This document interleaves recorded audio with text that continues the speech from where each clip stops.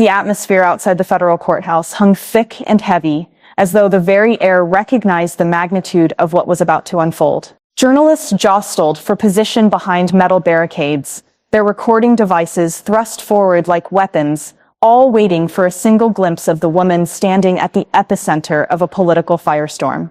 Then she materialized. Representative Jasmine Crockett emerged from a black SUV, her heels striking the concrete with the measured cadence of someone who understood precisely where she was going, even if the rest of America remained uncertain. The media erupted. Camera shutters fired in rapid succession as news anchors competed to be heard above the din. She's arrived. Congresswoman Crockett has entered the scene. Her attorney whispered something urgent in her ear, but she remained focused, her eyes fixed squarely on the courthouse entrance. The air carried a sharp, almost metallic quality, a mixture of impending rain, mounting tension, and history itself waiting to be written. She straightened her blazer, smoothed down the sleeve with deliberate calm, and moved forward. Each step carried more weight than the one before, because she understood that what awaited her inside wasn't merely another legal proceeding. It was a moment of reckoning.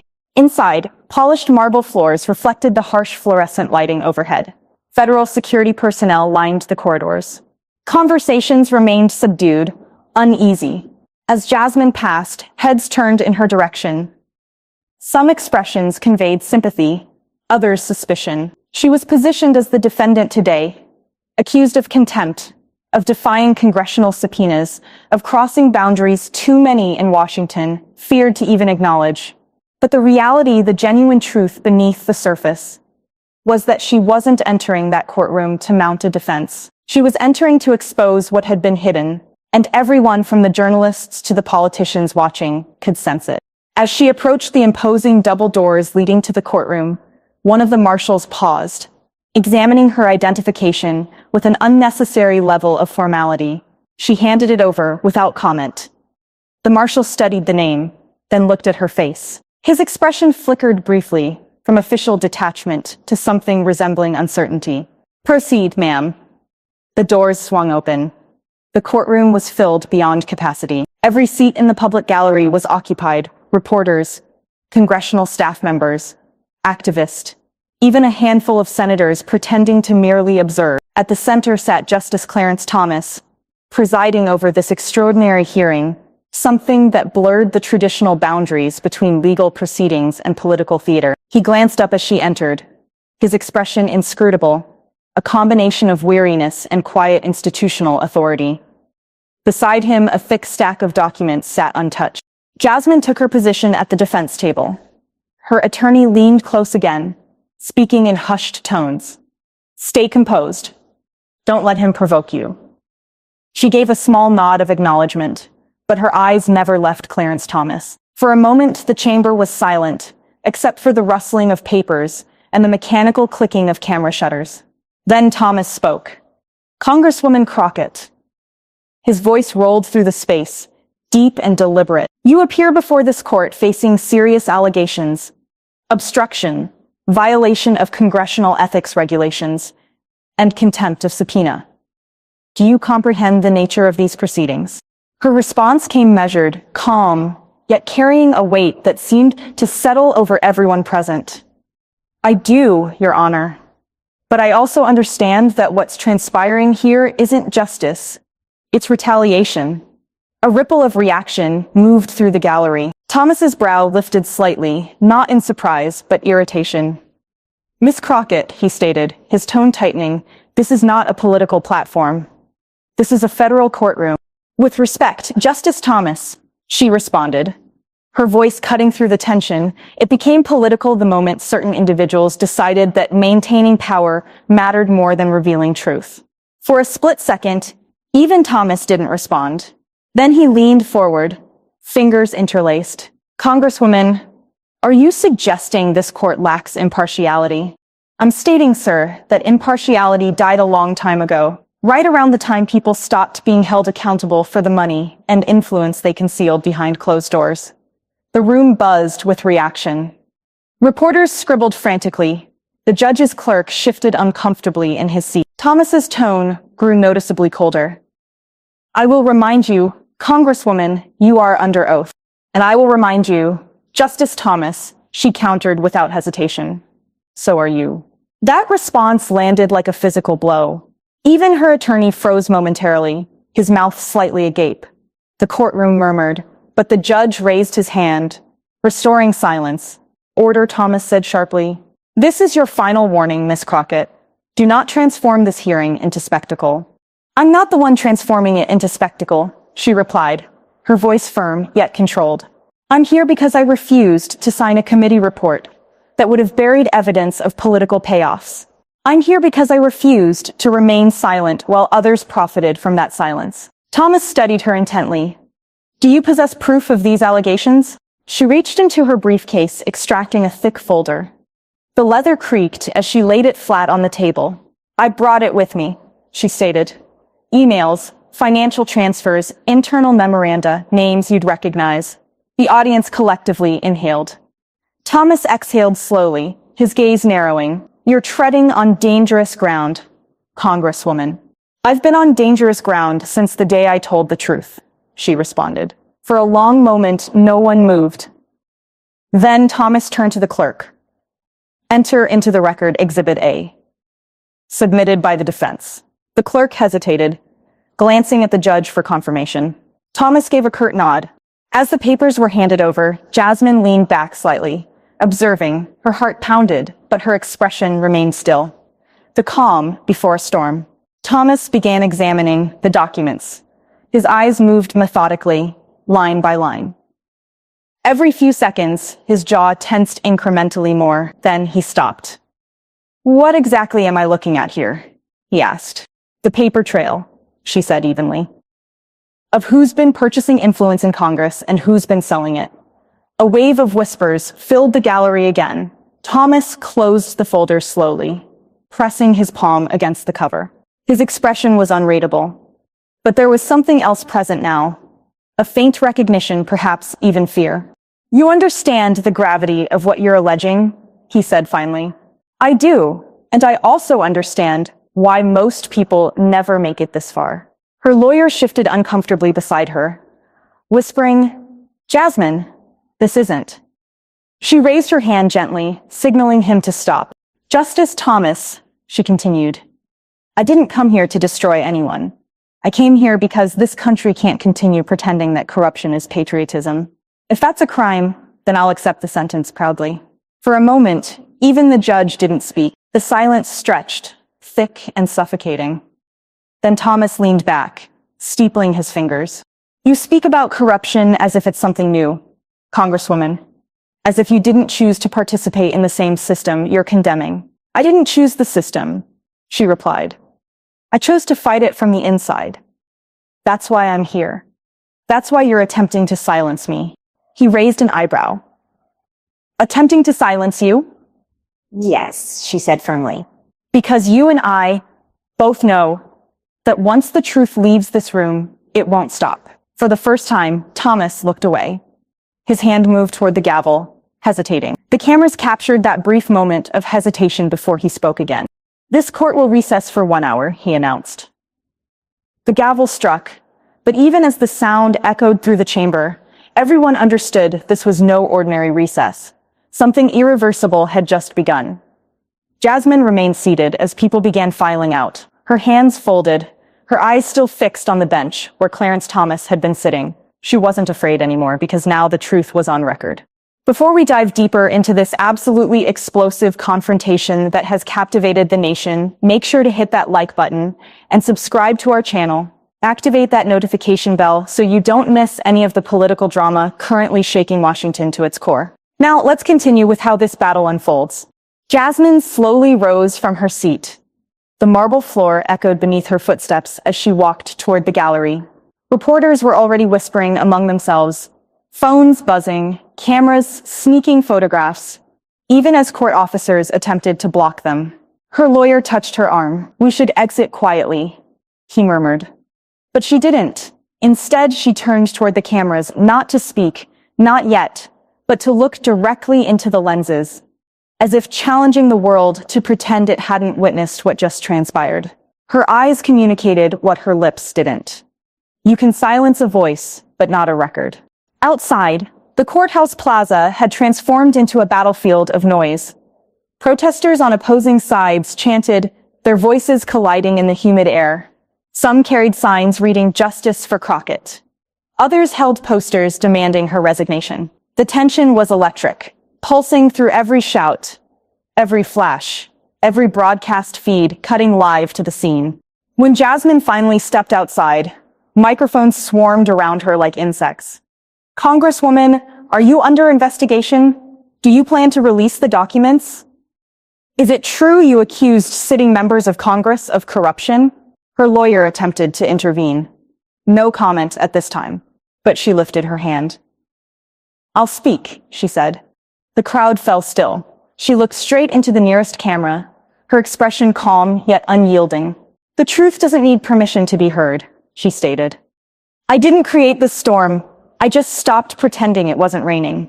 A murmur rolled through the crowd, and before anyone could press further, she turned and walked toward the waiting vehicle. Inside the car, silence enveloped her. The driver remained quiet. Her lawyer stared at his phone, scrolling through headlines that were already spreading like wildfire. Breaking: Crockett defies Supreme Court justice in explosive hearing. Documents expose alleged congressional payoffs. "I'll take the sentence proudly," says Jasmine Crockett. He exhaled. "They're going to come after you harder now," he said quietly. "I know. You realize this could end your career." Jasmine turned her gaze toward the courthouse, disappearing behind them. The building stood like a monument, cold, unbending, yet somehow smaller than it had ever appeared before. "Maybe," she said. "Or maybe it's just the beginning." Her lawyer frowned. "You think people will believe you?" "They already do," she answered. "They just needed someone to say it out loud." The car merged into traffic, swallowed by a sea of flashing lights and camera crews. From above, the city resembled a circuit board, alive, buzzing, dangerously connected. Inside that moving bubble of silence, Jasmine closed her eyes briefly. The image of Clarence Thomas's face, the flicker of recognition when he saw the evidence, replayed in her mind. It wasn't triumph she felt. It was confirmation. He knew.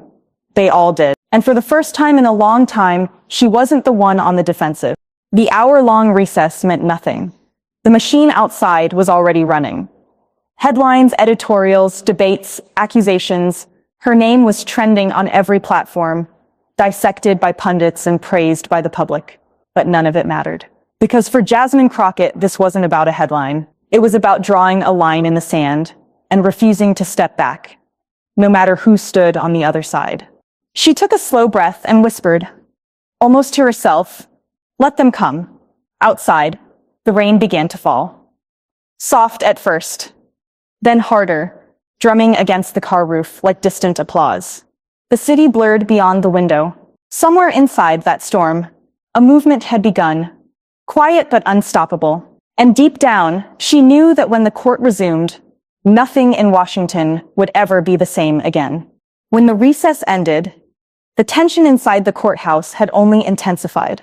Reporters who had managed to remain inside whispered updates into their phones, sending fragments of the chaos outside into every newsroom across America. The marble hallway buzzed with energy, but when Jasmine Crockett stepped back into the courtroom, everything fell quiet like a film scene fading from noise into silence. The crowd stood as Justice Clarence Thomas returned to the bench. His expression was unreadable, colder now, as though something inside him had hardened during the break. He didn't look at her immediately. Instead, he adjusted his robe, took a sip of water, and stared down at the document still lying before him. The same folder Jasmine had submitted an hour earlier. "Court is back in session," he said, his voice steady but clipped. The sound echoed off the high ceilings, bouncing between the pillars. Jasmine sat straight, her hands folded on the table. Her lawyer whispered, "He's going to come for you harder this time." She didn't answer. She just looked forward. Thomas began. During this recess, the court reviewed portions of Exhibit A submitted by the defense. The material contains allegations of corruption at the highest levels of government. He paused, letting the words hang. "These are serious charges, Congresswoman. If what you've submitted is false, it will constitute perjury and obstruction of justice." Jasmine met his gaze. Then you'd better hope it's not false. A few people in the gallery gasped. Thomas's expression tightened. This is not a game, Miss Crockett. I'm aware, she said evenly. That's why I brought receipts. He leaned forward slightly. You stand accused of defying lawful orders from Congress and leaking confidential information. Do you deny these actions? I do not deny sharing what the public had a right to know, she said, and I refuse to call the truth confidential. A murmur rippled through the courtroom. Thomas raised his gavel. Order. He waited until silence returned, then continued. Congresswoman Crockett, you've made grave claims against sitting officials, including members of your own party. Are you prepared to provide testimony under oath? I already am under oath, she replied. And yes, I am. The judge nodded, then proceed. Tell this court, under oath, who you allege is involved. Jasmine hesitated for a fraction of a second, not out of fear, but to measure the moment. Every camera in the room zoomed in. She took a slow breath. Senator Collins, Representative Fairchild, a handful of defense contractors who funneled money through PACs disguised as educational nonprofits. And she paused, eyes flicking briefly toward Thomas, a member of the judiciary who helped suppress investigations into those payments. That last line landed like a thunderclap. The courtroom exploded in noise, reporters shouting, security moving forward, her lawyer half rising from his chair. Thomas's hand struck the gavel hard. Order! Order in this court, he thundered. But Jasmine didn't flinch. Thomas's voice shook slightly as he spoke again. You will withdraw that last statement, Congresswoman. Immediately. With respect, Your Honor, she said calmly. The statement stays. The truth isn't up for negotiation. The gallery fell into stunned silence. Thomas's face hardened, his jaw working as though he were holding something back. You are dangerously close to contempt, Miss Crockett. Then you'll have to hold me in contempt for telling the truth, she said. For a second, even he couldn't find a response. The power dynamic in the room had shifted subtly, but unmistakably. The judge who once commanded the entire courtroom now looked cornered by a woman who refused to play by his script. Thomas finally exhaled. This court will strike that accusation from the record. You can strike words from a transcript, Jasmine replied softly, but not from history. The audience murmured again, and this time no amount of gavel banging could erase what they'd heard. Her lawyer leaned closer, whispering under his breath, Jasmine, he's furious. Don't push him further. She kept her eyes forward. It's not about pushing. It's about not backing down. Thomas cleared his throat and tried to regain control. Let's be clear. Congresswoman, this hearing is not about your allegations. It's about your defiance of lawful authority. You were subpoenaed to turn over communication records related to a classified committee report. You refused. Explain why. Jasmine looked down for a moment, then back up. Because that report wasn't about national security. It was about political security. It was written to protect donors, not citizens. Thomas frowned. That's an extraordinary claim. It's an extraordinary cover-up, she shot back. He studied her, the corner of his mouth twitching as though fighting an impulse to respond emotionally. Instead, he turned to the clerk. Mark that last statement as non-responsive. Then, turning back to her, do you understand that if you continue refusing to cooperate, this court may recommend criminal prosecution? I understand perfectly, she said. But you can't jail the truth. Thomas leaned back in his chair, fingers steepled.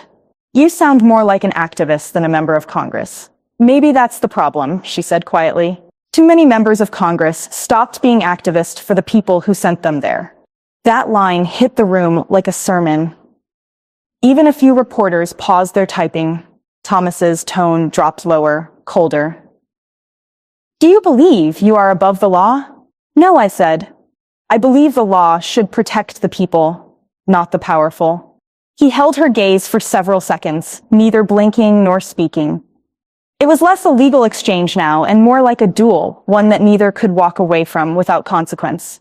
Finally, Thomas looked down at the folder again. Congresswoman, I've read the first few pages of your so-called evidence. If even a fraction of this is true, it could trigger congressional inquiries, resignations, maybe indictments. Jasmine nodded. Then I've done my job, he looked up sharply. And if it's false, then I'll take the fall, she said without hesitation. But if it's true, then maybe it's time others did too. Silence again. A long, heavy silence that filled every corner of the room. The judge's eyes flicked toward his clerk, then to the court reporter, then back to her. It was as if he were weighing the cost of every next word. Finally, he said, "This court will adjourn until tomorrow morning at 9. The contents of Exhibit A will be sealed pending review." Jasmine immediately stood respectfully. "Your Honor, sealing the evidence only proves my point. The people have a right to see it." Thomas's gavel came down hard. "This is not a debate, Congresswoman." She didn't move. "Maybe it should be." The gavel struck again, adjourned. But the echo of her words outlasted the sound of the gavel. As guards escorted people out, reporters rushed toward the exits, already calling their producers. Her lawyer packed the files quickly, muttering, "That's it. You've lit the fire." Jasmine gathered her papers slowly. It was already burning. "I just pulled the curtain back." Outside, the crowd had grown tenfold. News vans lined the streets. Protesters held signs reading, "Let her speak and end the cover-up." Helicopters circled above like vultures, capturing the moment from every angle. When she stepped out again, the roar was deafening. Microphones thrust toward her. Flashes relentless. "Congresswoman Crockett, are you accusing Justice Thomas directly? Do you have evidence linking the judiciary? Are you afraid for your safety?" She paused at the top of the courthouse steps. Rain still fell, washing the marble in streaks of silver. Her hair clung slightly to her shoulders, but she didn't move to fix it. "I'm not accusing anyone," she said finally. "I'm just revealing what the record already shows." The crowd erupted again, shouting questions, but she walked down the steps slowly, deliberately. The same calm rhythm she'd had that morning. Only now the ground beneath her felt different. Her lawyer caught up beside her, voice low but urgent. "They'll come after you tonight. You know that, right? Every network, every office, every donor you've ever crossed." Jasmine's eyes stayed fixed ahead. "Then, I guess it's going to be a long night." In the distance, sirens wailed, part police, part news convoys.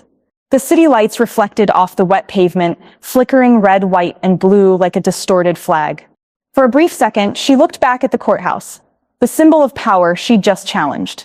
And though she knew the real battle was only beginning, there was something steady in her voice when she finally spoke. "You can hide behind the law," she said softly, "but not forever." Then she stepped into the car, the door closing behind her with quiet finality. Inside, the silence returned, but it was no longer heavy with fear. It was the silence of momentum, of inevitability. And somewhere deep inside her, Jasmine Crockett knew the next time she walked into that courtroom, she wouldn't be the one on trial. If you found this breakdown of one of the most explosive political confrontations in recent memory compelling, make sure to like this video and subscribe to our channel. Hit that notification bell so you never miss our in-depth coverage of the moments that truly matter in Washington. Drop a comment below with your thoughts. Do you think Jasmine Crockett exposed the truth? Or did she cross a line?